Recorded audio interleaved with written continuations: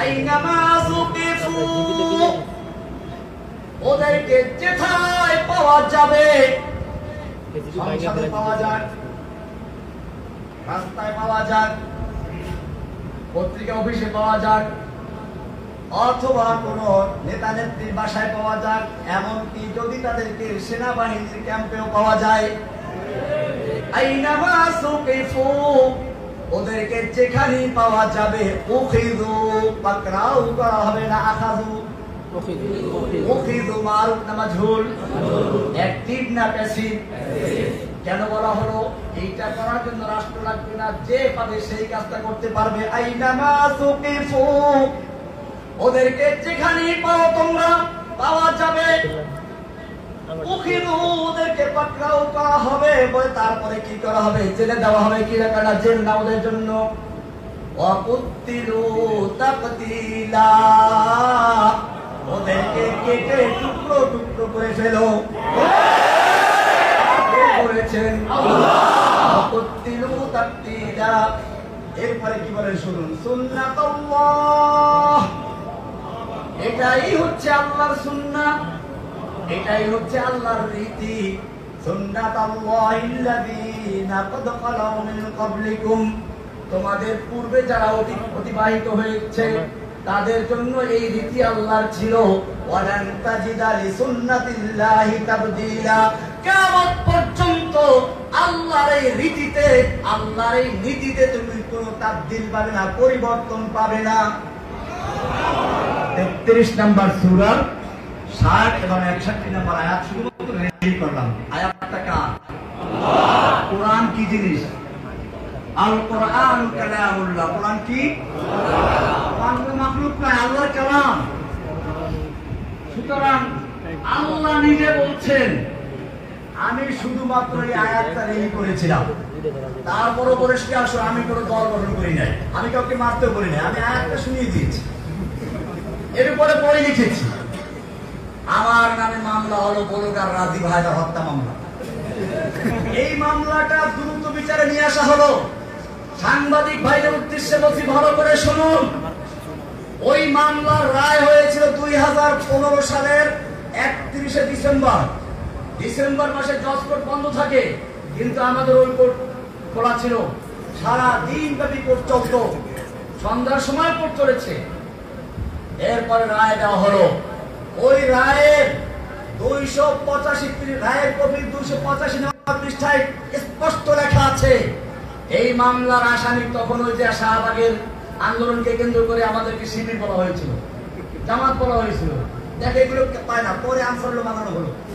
ওইখানে লেখা আছে রায়ের কপিতে, এই আসামিগণ এমন কি দিয়ে রেখেছে আমার কথা, জসিমউদ্দিন রহমানীকে যদিও শিবির অথবা আনসারুল্লাহ বাংলা টিমের আধ্যাত্মিক নেতা, গুরু ইত্যাদি বলা হয়েছে, কিন্তু এটা রাষ্ট্রপক্ষ প্রমাণ করতে সম্পূর্ণ ব্যর্থ হয়েছে।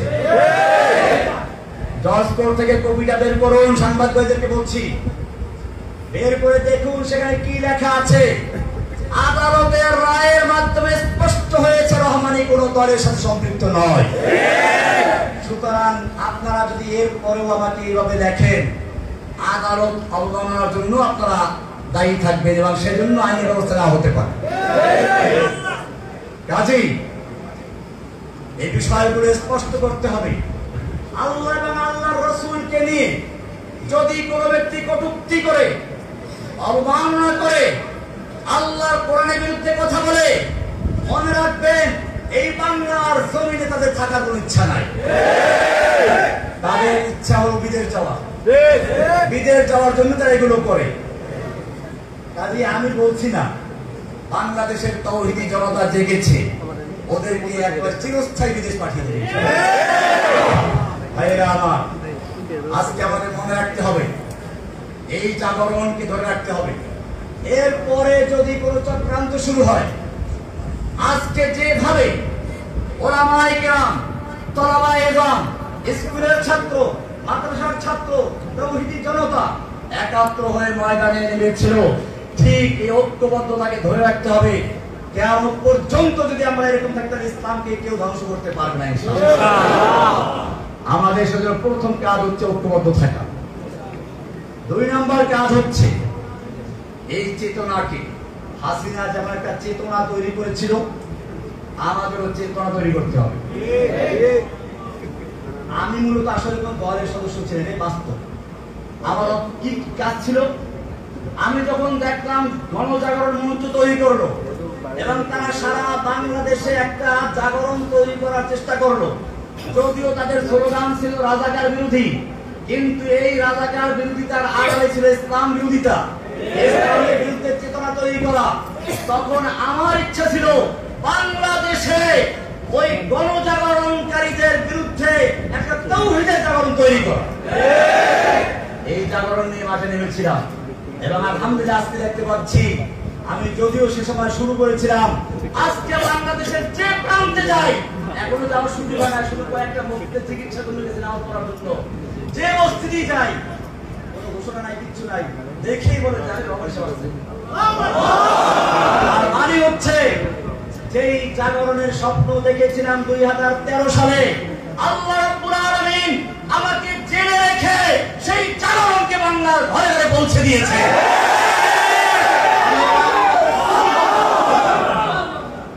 আমি বাংলাদেশের প্রতিটি জনগণকে, তাওহীদি জনতাকে বলবো, এখন আমাদের একই কাজ, अब हमारा एक ही काम इंतकाम, इंतकाम। আমাদের একই কাজ এখন, ইন্তেকাম মানে প্রতিশোধ। আমি জেল থেকে মুক্ত হয়ে বলেছিলাম প্রতিশোধ শুনলেই তো সবাই কান খাওয়া করে, আমার প্রতিশোধ দিতে বলেছে। আমি বলেছিলাম এই প্রতিশোধ ঠিক আছে, কিন্তু প্রতিশোধের আমার প্রথম কাজ ক্ষমা করে দেওয়া। যেমন আজকে এখানে আমি বলেছি যে সাংবাদিক ভাইয়েরা বিগত সরকারের চাপে পড়ে হোক অথবা শিখানো মিথ্যা হোক আমার বিরুদ্ধে অপপ্রচার করেছে, আমি তাদেরকে ক্ষমা করে দিয়েছি। আল্লাহর রাসূল সাল্লাল্লাহু আলাইহি ওয়াসাল্লাম আমাদের শিক্ষা দিয়েছেন, আমাদের প্রতিশোধটা এইভাবেই হয়, ক্ষমার চেয়ে কোনো বড় প্রতিশোধ নেই। রাসূলুল্লাহ সাল্লাল্লাহু আলাইহি ওয়াসাল্লাম যখন মক্কা বিজয় করলেন, 10,000 তরবারি তার ইশারার অপেক্ষায় আছে। একটু যদি বলেন যে খালি মক্কার কুফারদের শেষ করে দাও, সব শেষ হয়ে যায়। আল্লাহর নবী জিজ্ঞেস করেছিলেন, ওহে মক্কার লোকেরা, আজকে তোমরা আমার থেকে কেমন আচরণ আশা করছো? মক্কার লোকেরা তো জানে আমরা কারা, মক্কার লোকেরা জানে তারাই ওই লোকগুলো যারা রাসূল সাল্লাল্লাহু আলাইহি ওয়াসাল্লামকে হত্যা করার জন্য ঘেরাও করেছিল, তারা ওই লোকগুলো যারা বেলালকে দুপুরে রোদ্রে চিপ করে শুয়ে রেখে উপরে পাথর চাপা দিয়ে রেখেছিল, তারা ওই লোকগুলো যারা বেলাল রাদিয়াল্লাহু তাআলা আনহুকে নির্যাতন করলো, সুমাইয়া রাদিয়াল্লাহু তাআলা আনহাকে অত্যাচারে বর্ষা দিয়ে হত্যা করেছিল। এই লোকগুলোর এখন একটু পানি আসলো মুখে, বলল যে একজন উত্তম চাচার থেকে, উত্তম ভ্রাতার থেকে এটা আশা করে, সেই আশাই আমরা করছি। আল্লাহ নবী সাল্লাল্লাহু আলাইহি ওয়াসাল্লাম বলেছিলেন, আজকে আমি তোমাদের জন্য সে কথাই বলছি যা বলেছিলেন আমার ভাই ইউসুফ আলাইহিস সালাম তার ভাইদের উদ্দেশ্যে, যখন তার ভাইয়েরা তার হাতে ধরা পড়লো, তার কাছে আসলো, তখন তিনি যা বলেছেন আজকে তাই বলছি, লা তাসরিবা আলাইকুমুল ইয়াউম, আজকে তোমাদের বিরুদ্ধে আমার কোনো ক্ষোভ নেই, কোনো প্রতিশোধ নেওয়ার ইচ্ছা নেই। ইযহাবু আনতুমুত তুলাকা, তোমরা সব যাও, তোমাদের সকলকে আমি ক্ষমা ঘোষণা করলাম, সাধারণ ক্ষমা ঘোষণা করলাম। এটার নাম হচ্ছে প্রতিশোধ। দুশমন যখন হাতের মুঠোর মধ্যে চলে আসে, তখন দুশমনকে মারা সহজ, কিন্তু ক্ষমা করা কঠিন, রাগ নিয়ন্ত্রণ করা কঠিন। আমাদের প্রিয় নবী, আমাদের রাসূল সাল্লাল্লাহু আলাইহি ওয়াসাল্লাম শিক্ষা দেন নাই অসহায় মানুষকে হত্যা করার জন্য। তিনি বললেন, দুশমন যখন হাতের মুঠোর মধ্যে চলে আসে, তাদের ক্ষমা করে দেওয়া সবচেয়ে বড় কাজ। কিন্তু এই ক্ষমা সকলের জন্য প্রযোজ্য নয়। যাদের অন্যায় সীমা অতিক্রম করেছে তাদের বেলায় ক্ষমা প্রযোজ্য নয়। আল্লাহর নবী সাল্লাল্লাহু আলাইহি ওয়াসাল্লাম সেই মক্কা বিজয়ের মহান ক্ষমার দিবসে 13-14 জন বা আরো কিছু কম বেশি লোককে ক্ষমা মাফ করলেন না, তাদেরকে ক্ষমার বাইরে রাখলেন। অবশ্য তাদের অনেকেই পরে ইসলাম কবুল করেছে। এর মধ্যে একজন ছিল ইবনে খাতাল, যার অপরাধ ছিল ইসলাম কবুল করে মদিনায় গিয়েছিল। পরে সে আসলে ছিল মুনাফিক। মক্কায় চলে আসলো, দুটো দাসী কিনে আল্লাহর নবীর বিরুদ্ধে সমালোচনামূলক গান গাওয়াতো, নর্তকী, কনসার্ট করত। আল্লাহর নবী সাল্লাল্লাহু আলাইহি ওয়াসাল্লাম ইবনে খাতাল সম্পর্কে বললেন যে তাকে ক্ষমা করা হবে না। আল্লাহর নবী এখনো লোহার টুপিটা খোলেন নাই, মাথায় এখনো লোহার অস্ত্রটা, লোহার সেই হেলমেট বা লোহার পোশাকটা আছে। এর মধ্যে একজন এসে বলল, ইয়া রাসূলুল্লাহ, ইন্না ইবনা খাতাল মুতাআল্লিকুন বিআস্তারিল কাবা। ওই যে ইবনে খাতাল, যাকে ক্ষমা করা হয় না, সে তো কাবার গিলাফ ধরে আছে। আর কাবা সম্পর্কে কোরআনে বলা আছে, ওমান দাখালাহু কানা আমিনা। শুধু কাবা নয়, কাবার যে হেরেমের সীমানা, হারামের সীমানা, এই সীমানার মধ্যে যে প্রবেশ করবে সেই নিরাপদ থাকবে। এই তো কাবার গিলাফ ধরে আছে, একে কি করবে? আল্লাহ নবী সাল্লাল্লাহু আলাইহি ওয়াসাল্লাম বললেন, এই ইবনে খাতাল কাবার হারামের ভিতরে নয়, তওয়াফের জায়গায় নয়, কাবার গিলাফ ধরে ঝুলে থাকলে তাকে ওখানে হত্যা করে দাও। এইভাবে আজকেও যারা জেনে বুঝে ইচ্ছা করে আমাদের সেই কচি কচি ছাত্রদের বুকে গুলি চালিয়েছে, যারা নিরস্ত্র আবু সাঈদের বুকে গুলি চালিয়েছে, তাদের যদি ক্ষমা করা হয় তাহলে ইতিহাস আমাদের ক্ষমা করবে না। নেচে নেচে গুলি করেছে, নিরস্ত্র যুবকদের, ছাত্রদের বুকে গুলি করেছে, অসহায় মানুষদের বুকে গুলি করেছে, তাদের জন্য কোনো ক্ষমা করা হবে না। তাদের প্রাপ্য শাস্তি তাদেরকে পেতেই হবে। ভাইরা আমার, আমি এই জন্য বলেছিলাম, আব হামারা এক হি কাম, ইন্তেকাম ইন্তেকাম। প্রথম ধাপ হলো ক্ষমা, দ্বিতীয় ধাপ হচ্ছে যারা সীমাহীন অন্যায় করেছে তাদের শাস্তিকে গণমুক্তি দেওয়া। 3 নম্বর আমাদের কাজ হচ্ছে এখন ব্যাপকভাবে তাওহীদের দাওয়াত দেওয়া। যতদিন পর্যন্ত কোরআন এবং সুন্নাহর দাওয়াত পৌঁছে না যাবে, যেই মানুষেরা এদেশের মুসলিমরা কোরআনকে ভালোবাসে, রাসূলকে ভালোবাসে, তারা বুঝেছে সালাত ফরজ, এজন্য তারা মসজিদ তৈরি করে, মাদ্রাসা তৈরি করে, ইমামের বেতন দেয়, রমজান মাসে তারাবির পয়সা দেয়, হাফেজকে খাওয়ায়, কারণ তারা বুঝতে পেরেছে এগুলো দ্বীনি কাজ। এই লোকগুলো যদি বুঝে সালাত যেমন ফরজ, সিয়াম যেমন ফরজ, ঠিক তেমনি ভাবে আল্লাহর জমিনে আল্লাহর দ্বীন কায়েম করা ফরজ, তাহলে এই লোকগুলো দ্বীন কায়েমের জন্য জীবন দিবে। সেজন্য আমাদের এখন আরেকটি কাজ হচ্ছে এই মানুষের মাঝে চেতনা তৈরি করে দেওয়া। আল্লাহর জমিনে আল্লাহর দ্বীন কায়েম করার জন্য আল্লাহ তাআলা নির্দেশ করেছেন, আন আকিমুদ্দীন। সব নবীদের প্রতি একই নির্দেশ ছিল, আমাদের প্রতি একই নির্দেশ। আমাদের নবীর প্রতি বিশেষ নির্দেশ হলো, ওয়াল্লাযী আরসালা রাসূলাহু বিল হুদা ওয়া দীনিল হক লিইয়ুযহিরাহু আলাদ দীনি কুল্লিহি। আল্লাহ তাআলা তার রাসূলকে পাঠিয়েছেন হেদায়েত এবং দ্বীনে হক দিয়ে, যাতে করে এই দ্বীনে হককে অন্য সকল দ্বীনে বাতিলের উপরে বিজয়ী করা যায়। সেই দ্বীনে বাতিলগুলো কি কি আপনারা আমার অন্যদের কাছে জেনে নেবেন। আজকে আমাদের কাজ হচ্ছে বাংলাদেশের প্রতিটি ঘরে ঘরে, প্রতিটি ছাত্র, যুবক, বৃদ্ধ, সকলের নারী পুরুষ, সকলের অন্তরের ভিতরে তাওহীদের চেতনা তৈরি করে দেওয়া। তাওহীদের চেতনা যদি তৈরি হয়ে যায় তাহলে কবি বলেন সব গুরিজা হোগি আখির, সব গুরিজা होगी आखिर जलवाए खुर्शीद से, ये चमन मामूर होगा नगमाए तौहीद से। পূর্ণিমার চাঁদের দাগ যেভাবে রাতের আধার পালিয়ে যায়, ঠিক তেমনি ভাবে তাওহীদের স্লোগানে এদেশ থেকে সকল নাস্তিক মুরতাদদের অন্ধকার পালিয়ে যাবে ইনশাআল্লাহ। ভাইরা আমার, সেজন্য ব্যাপকভাবে আমরা তাওহীদের দাওয়াত প্রচার করি ইনশাআল্লাহ। এজন্য আমি, আমাদের হারুন জাহার ভাই আছেন, গুরুবি সাহেব আছেন, আমরা সারা বাংলাদেশে যেতে প্রস্তুত আছি ইনশাআল্লাহ। কোন ভেদাভেদ স্কুলে, মাদ্রাসা, কলেজে, ইউনিভার্সিটি যেখানে আপনাদের আহ্বান করবেন, আমরা ইনশাআল্লাহ ছুটে যাবো, শুধুমাত্র একটা কারণের জন্য, পয়সার বিনিময়ে না। দিনের দাওয়াত দেবেন ইনশাআল্লাহ, প্রয়োজনে নিজেদের পয়সা খরচ করবে, কিন্তু শর্ত একটাই, আল্লাহর জমিনে আল্লাহর দিন কায়েমের আমাদের কাজ করতে হবে। আমাদের আর কোনো ভেদাভেদ থাকবে না, সমালোচনা থাকবে না। আমাকে অনেকভাবে কালারিং করার চেষ্টা করা হয়েছে। আমি স্পষ্ট বলতে চাই, আমি যখন প্রথম তাওহীদে দাওয়াত দেই, হ্যাঁ আমাদের কওমি ওলামাদের দেওবন্দিদের মধ্যে কিছু বিদআত নাই তা না, আমি স্পষ্টই বলি, আমি সেগুলো তুলে ধরি। তাই বলে আমাকে আহলে বলা দেওয়া হবে, আমি কি আহলে হাদিস? আমার ছাত্র জীবন কেটেছে লালবাগ মাদ্রাসায়। কোথায়? লালবাগ জামিয়া কোরআনে আরবিয়া কোন আহলে মাদ্রাসা, জামিয়া রহমানিয়ার সাথে আমার স্মৃতি জড়িত। রহমানিয়া আবার নামের অংশ, এটা কোন আহলে হাদিস মাদ্রাসা? দারুল উলুম দেওবন্দ আহলে হাদিসদের রাখা নাকি? দেওবন্দ মাদ্রাসা আহলে হাদিস মাদ্রাসা নাকি?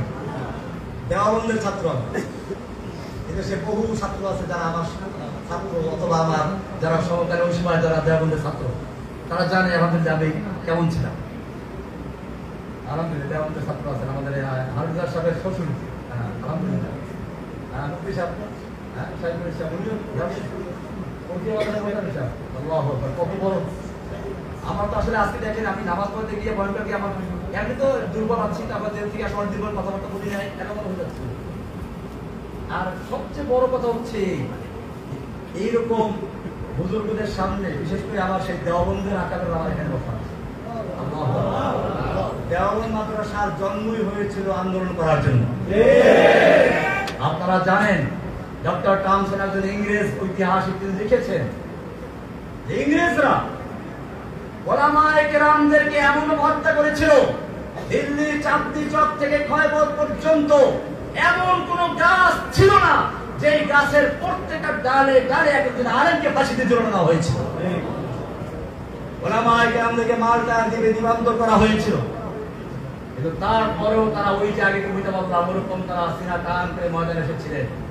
আজকে ভারতবর্ষে বাংলাদেশ, পাকিস্তান, ইন্ডিয়া, আফগানিস্তান যেখানেই বলেন ইসলামের যতটুকু আলো দেখা যায় সেটা ওই দেওবন্দের ছাত্রদের দ্বারাই হয়েছে। সুতরাং वाकिफ तो है इस राज से ये दार रसन भी, वाकिफ तो है इस राज से ये दार रसन भी, हर दौर में तकमील वफा हमसे हुई है, हर दौर में तकमील वफा हमसे हुई है। যুগে যুগে যখনই বাতিল এসেছে ওলামায়ে দেওবন্দ, ওলামায়ে হক্কানি, ওলামায়ে রব্বানি তারা ময়দানে ঝাঁপিয়ে পড়েছে। বাতিল এসেছিল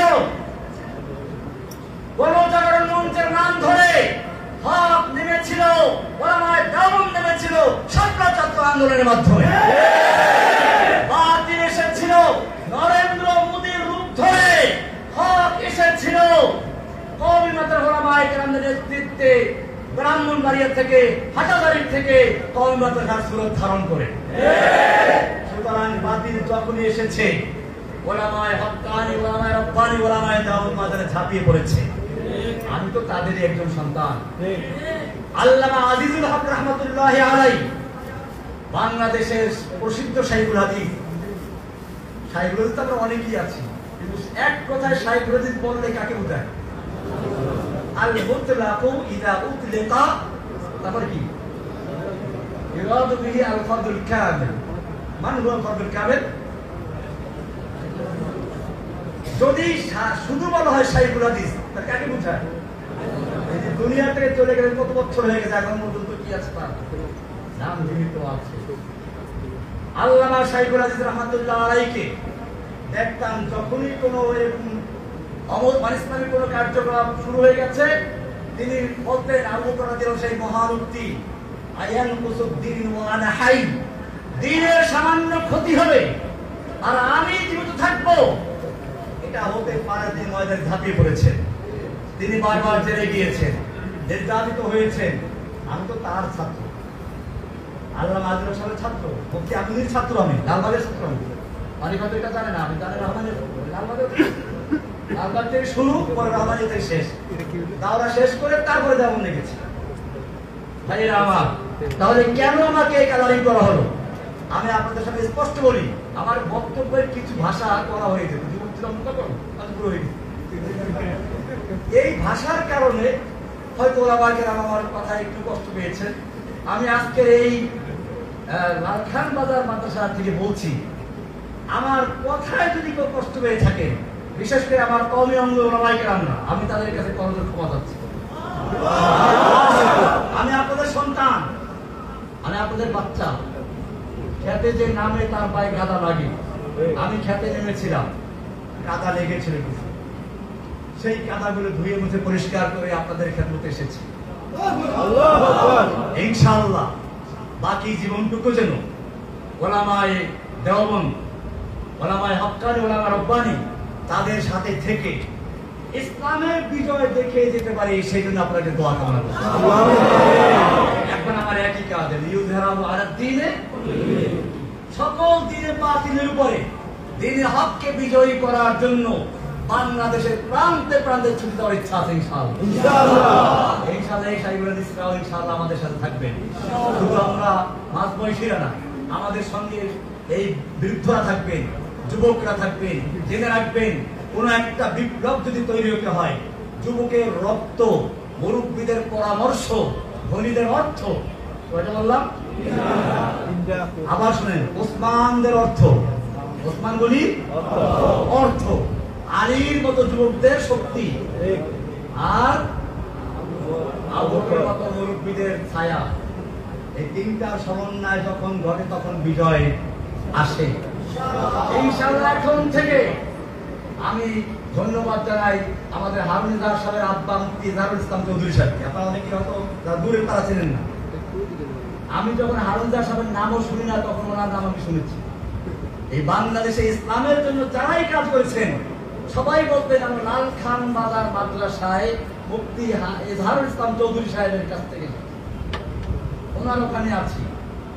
সুতরাং আমার মনে হচ্ছে আজকের এখান থেকে যেভাবে আমি দেখতেছি, যুবকদের ভাইদের দেখতে পাচ্ছি, আমি আশাবাদী যে এই জাগরণের স্বপ্ন দেখেছিলাম 2013 সালে, ওদের গণজাগরণ মঞ্চের জবাব দেওয়ার জন্য ঝাড়ু দিয়ে পিটালে চলবে না, অন্ধকার দূর করতে হলে আলোর মশাল জ্বালাতে হবে। সেজন্য গণজাগরণ মঞ্চের অন্ধকার দূর করার জন্য তাওহীদের আলোর মশাল নিয়ে ময়দানে নেমেছিলাম। আজকে আমি লালখান বাজার দেখতে পাচ্ছি, সেই মশাল জ্বলতে জ্বলতে ওদের পরিচয় আমি লাগিয়ে দিয়েছি।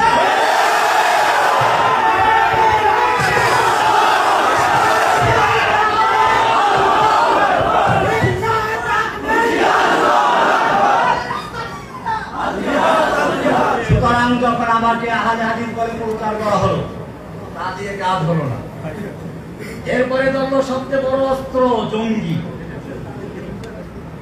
এই জঙ্গি শুধু আমাকে নয়, যেই কোন ইসলামের জাগরণ তৈরি করার মতো কোন প্রোগ্রাম নিয়ে মাঠে এসে তাকে জঙ্গি বলা হয়েছে।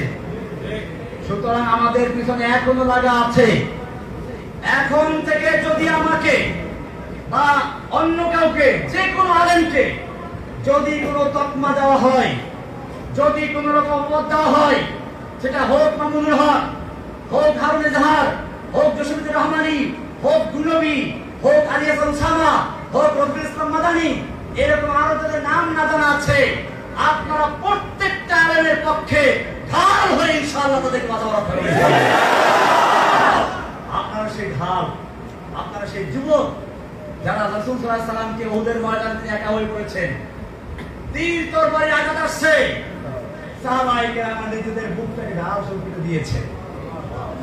আমি চাই বাংলাদেশের ছাত্র জনতা যারা পুলিশের গুলির সামনে নিজের বুক পেতে দিয়েছ, আবারও যদি কোনো আলেমের উপর আক্রমণ আসে, কোনো আলেমকে ছেড়ে তোমার চক্রান্ত করা হয়, তোমাদের সে বুকে তাজা রক্তের মাঠে অবতরণ করতে হবে।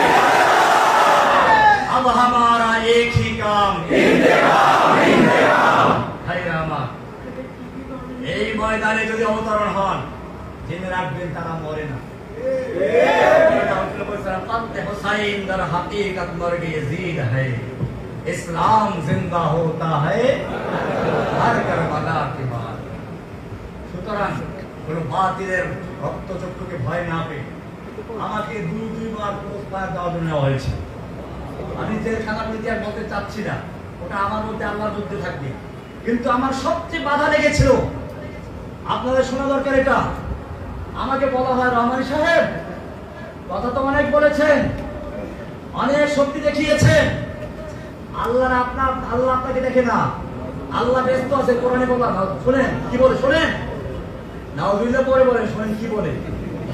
তারা বলতে চায় কোরআনে আছে ওই যে ইয়াসআলু মান ফিস সামাওয়াতি ওয়াল আরদি কুল্লা ইয়াউমিন হুয়া ফি শান, ওই যে আল্লাহ তো এখন ব্যস্ত আছে, শানটা ব্যস্ত হয়েছে, আল্লাহ তো এখন ব্যস্ত আছে। সানাফুরু লাকুম আইয়ুহাস সাকালান, আল্লাহ আমাদেরকে ছেড়ে দিয়েছেন ধরবো, তো যখন ধরবে তখন বুঝবো। এখন তো আমরা আপনাকে ধরছি, এখন আমরা যা করি আল্লাহ আমাদের ধরবে না। চিন্তা করেন কোরআন কি কত অপব্যাখ্যা করছে। এটা নিশ্চয়ই কোন শয়তানকে শিক্ষা দিয়েছে। আমি তখন প্রতিবাদ করেছিলাম, এরপরে আমাকে ক্রস ফায়ার জগৎ নিয়ে গেল। আমি আপনাদেরকে বলছি, আমাকে যখন ক্রস ফায়ার জগৎ নিয়ে যাওয়া হোক, চোখ বাঁধা, হাতে হ্যান্ডক্যাপ লাগানো, আমার মনে হচ্ছিল আমি এই এখনই পাখি যেমন উড়াল যাওয়ার আগে হালকা হয়ে যায়, বিমান যাওয়ার আগে সবাইকে হালকা হয়ে যায়, এখনই উঠবে, ঠিক তেমনি ভাবে আমি আল্লাহর কাছে এক্ষুনি চলে যাবো। দিচ্ছিলাম কেন পারে না বলি, দেরি সহ্য হচ্ছে না, এমন একটা আশা নিয়ে অপেক্ষা করছিলাম। আমি মনে করি তখন যদি আমাকে গুলি করা হতো, হয়তো আমার মাঝে আর আল্লাহর সাথে সাক্ষাতের মাঝে শুধুমাত্র গুলিটাই ব্যবধান। ভয় পাওয়ার কোনো কারণ নেই, ভয়ের কারণ নেই।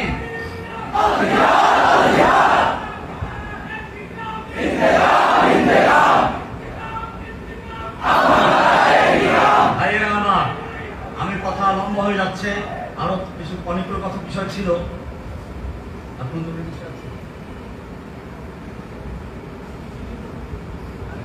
নির্যাতনের বিষয়টা আসলে হচ্ছে কি, দেখেন আল্লাহ তাআলার দ্বীনের পথে যারা যায়, দেখেন পাখি মানুষ খাতায় পারে না, কাউয়া পারে, কাউয়া পারে কি, যে পাখি দেখতে সুন্দর, গান ভালো। আমি ওই যে মুক্তি আলোচনাকে একটি কবিতা পড়াইছিলাম, আসলে কি বুঝলো,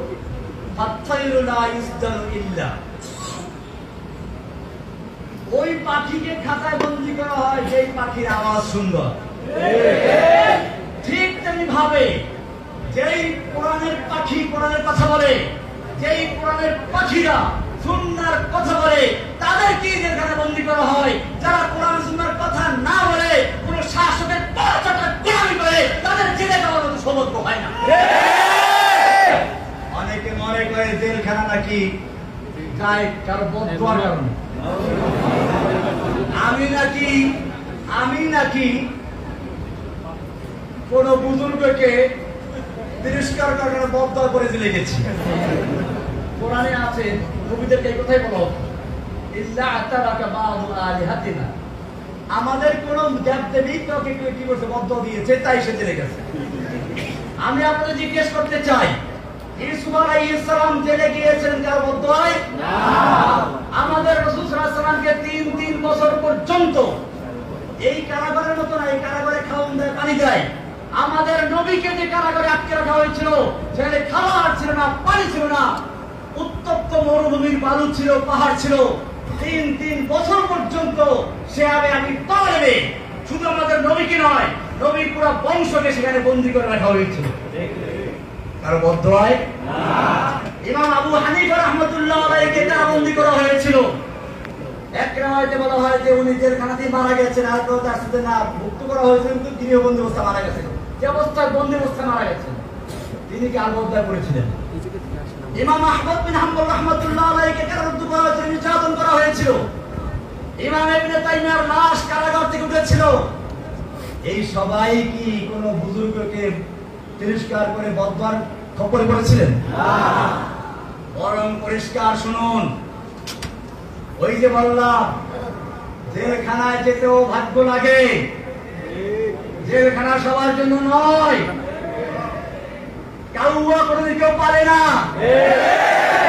পারে ময়ূর, পালে তোতা পাখি, আর হয়তো রূপ আছে অথবা কি আছে, গুণ আছে। যার কোনটাই নাই তাকে কেউ খাঁচায় বন্দী করে খামাখা খাওয়ান দেয় না।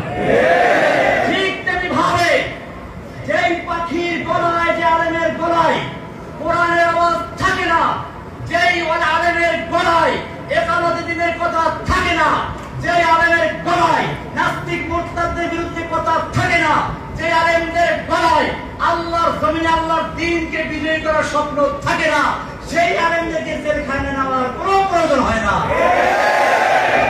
সুতরাং পরিষ্কার হয়ে গেল, জেলখানায় যাওয়াটা একটা সৌভাগ্যের ব্যাপার। আপনারা কি দেখেন না এখন চোখ খুলে জেলখানায় কারা গেছিল বাংলাদেশে? অতীত ইতিহাস দরকার নাই। আর তবে আমাদের আকাবেদের অনেকেই আছেন যাদেরকে জেলে নেয় নাই, ওরা জানে এখানে রহমতুল্লাহ আলাইহিকে জেলে নিয়েছিল, মুফতি আমেরিকাদের থাকতে হয়েছে। এরকম ভাবে আমাদের বর্তমানে অতীতে, নিকট অতীতে যারা আকাবের তাদের জেল খাটতে হয়েছে।